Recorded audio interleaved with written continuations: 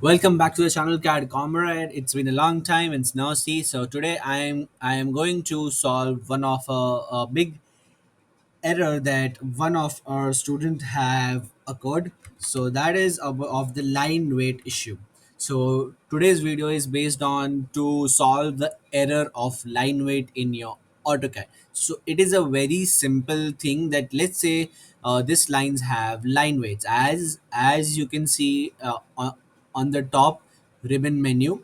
These lines have the line weights. You can see this also has a line weight, this also has a line weight, and this also has a line weight, but you cannot see on your model the line weights of the lines. So there is a simple just a simple button right over here in the bottom which say LW display.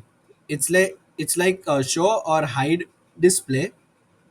The shortcut for it is LW display, or you can just press this button which is right over here, and when it turns blue your line weight will appear on your screen. Now if you change this line weights also like this from here, you will be able to see.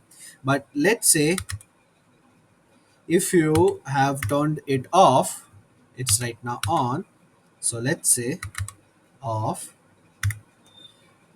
then the line weights will be not there, but when you plot this sheet the line weights will appear. So it it is like a very simple button right over here, and also the command is LW display.